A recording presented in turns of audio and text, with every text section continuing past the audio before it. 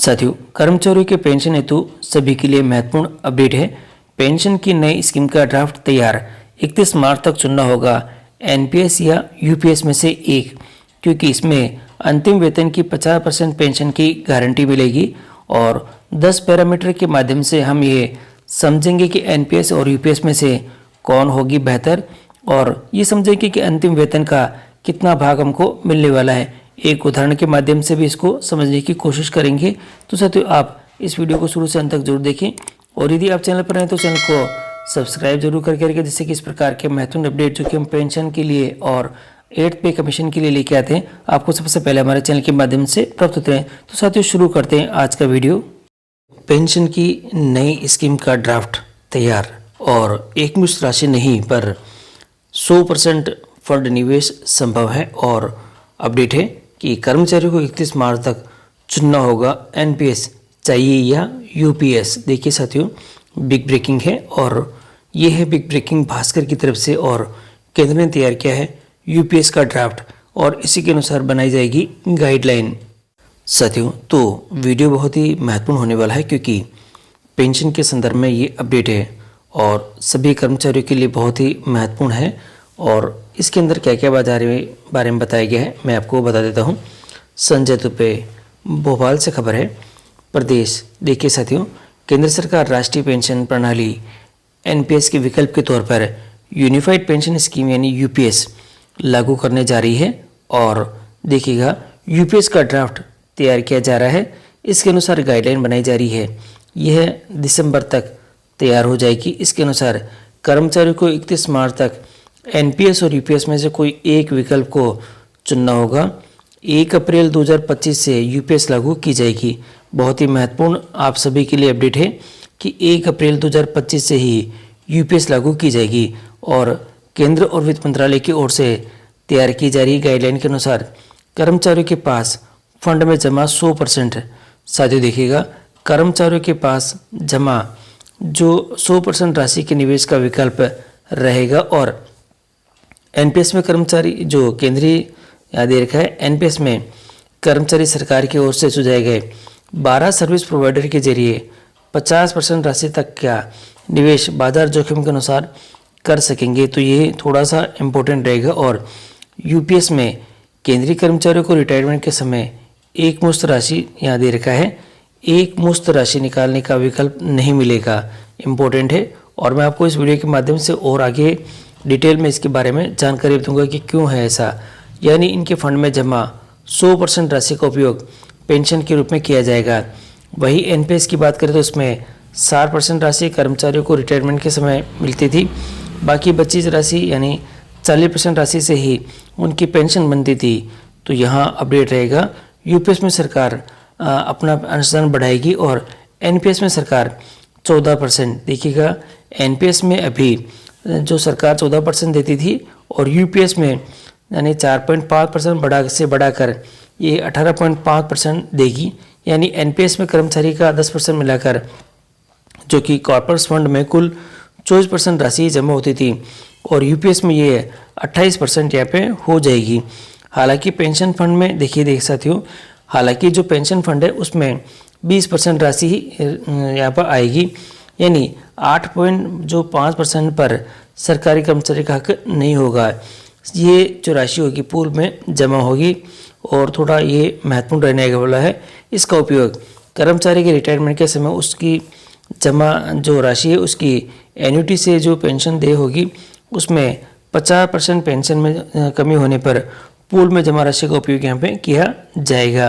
तो थोड़ा सा ये इम्पोर्टेंट रहेगा। और अब हम इसको थोड़ा समझने के लिए एक यहाँ पे एक एग्जांपल लेते हैं और कंपैरिजन करते हैं दोनों के बीच में कि किस प्रकार से ये रहने वाला है। और आप चाहे तो इसका यहाँ से स्क्रीनशॉट भी ले सकते हैं, जिससे कि आपको खुद भी कंपैरिजन में समझने में थोड़ा सा दिक्कत नहीं आए। देखिए, यूपीएस में सरकार का योगदान 4.5% से बढ़ाकर 18.5% होगा। अब हम इसको समझने की कोशिश करते हैं, कुछ पैरामीटर्स लेते हैं। देखिए, यहाँ जो पैरामीटर्स है वो महत्वपूर्ण है। देखिए, पहला, दूसरा, तीसरा, 4, 5, 6, 7, 8, 9 और 10 पैरामीटर हम लोग ले रहे हैं यहाँ पे, और एक एक पैरामीटर के बारे में यहाँ पे देखेंगे। पहला पैरामीटर दे रखा है कर्मचारी का योगदान। एनपीएस और यूपीएस में, इसमें दोनों में 10% है। कर्मचारी दोनों में ही 10% का योगदान कर रहा है और सरकार का योगदान यहाँ पे एनपीएस में 14% है और यहाँ पर 18.5% रहने वाला है। अभी 18.5% कैसे रहेगा वो मैं दिखाता हूँ, क्योंकि कॉर्पस फंड में जमा जो राशि होगी, देखिए एनपीएस के अंदर यहाँ पे सरकार का 10% है, कर्मचारी का 10% है और सरकार का 14% है, यानी कुल मिला के 24% यहाँ पे हो रहा है। और यहाँ पे यूपीएस में देखा जाएगा तो सरकारी कर्मचारी का 10% है और सरकार का 10%, यानी कुल 20%। देखिए ये जो 20% है, ये टोटल मिला के जो 20% दिखाई दे रहा है, ये पेंशन के लिए है। मगर पूल फंड है जो कि एनपीएस में बिल्कुल भी नहीं था, वो यूपीएस के अंदर आपको सरकार के 8.5% का योगदान इसका हिस्सा रहेगा। इसीलिए यहाँ पर जो टोटल जो आपके पास में जो 28.5% यहाँ पे दिखाई दे रहा था। फंड का उपयोग किस प्रकार से होगा, तो यहाँ दे रखा है कि एनपीएस के अंदर 50% जो बाजार जोखिम के साथ निवेश था, तो यहाँ पर 100% निवेश का विकल्प आपको मिलेगा कि आपको किस प्रकार से जो आपका जो फंड है उसका उपयोग करना है, तो आप इसमें थोड़ा सा इसको फायदे में देख सकेंगे। इसी तरह से देखिएगा जो सेवा समाप्ति पर जो राशि है वो दिखेगा। सेवा समाप्ति पर क्या मिलेगा, तो एनपीएस में मिलने वाला है आपको 60% राशि निकासी और जो 40% से वह एन्युटी के रूप में मिलेगी और यूपीएस में ये 100% ही राशि है वह एन्युटी के रूप में आपको यहाँ पे देखने को मिल जाएगी। पेंशन की गणना किस प्रकार से होगी, तो इसमें दे रखा है न्यूनतम पेंशन एन्युटी के आधार पर, यानी कि यहाँ देखेंगे तो हमारे पास में 40% जो राशि थी उसी के आधार पर यहाँ पे पेंशन मिलने वाली थी। यहाँ 100% राशि है, इसलिए अंतिम मूल वेतन का 50% पेंशन जो कि स्थिर पेंशन आपको यहाँ पे देखने को मिलेगी, जो कि थोड़ा सा महत्वपूर्ण भी रहेगा और सरकारी कर्मचारी के लिए बेहतर विकल्प रहेगा।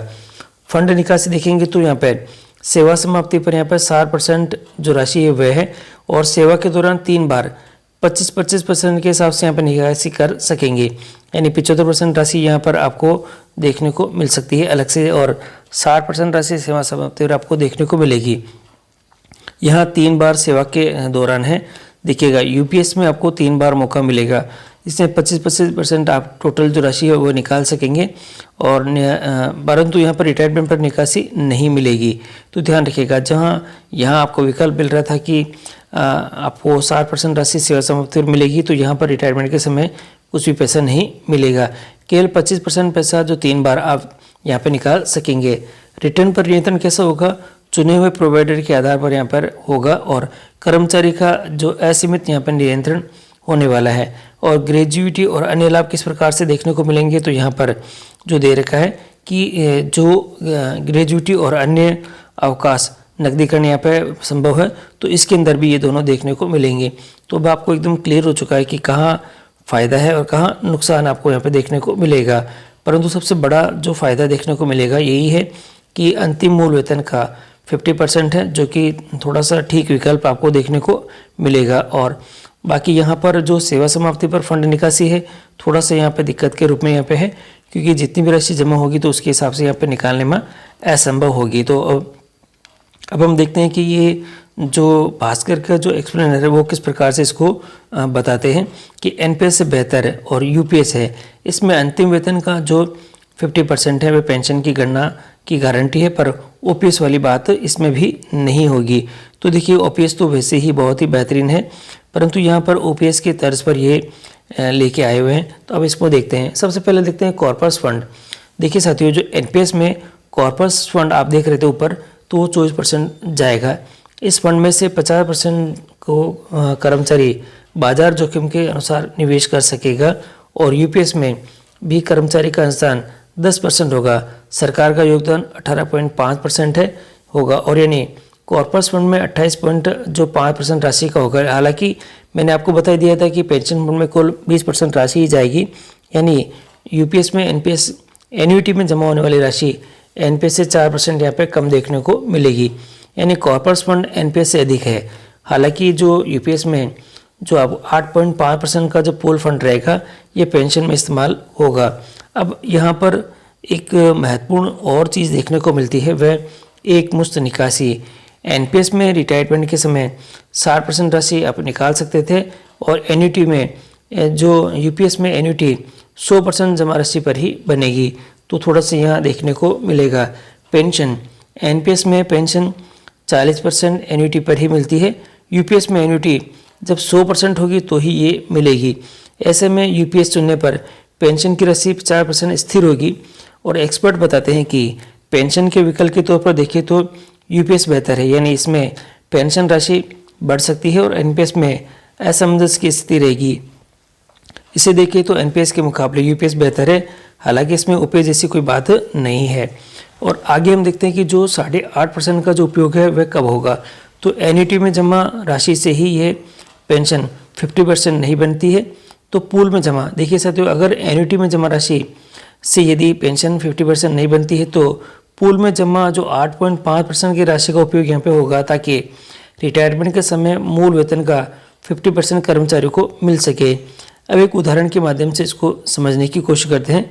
देखिएगा साथियों, यहाँ पर जो उदाहरण इस प्रकार से दे रखा है कि मान लीजिए कि एन्युटी की जमा जो राशि है वह 80 लाख रुपए है।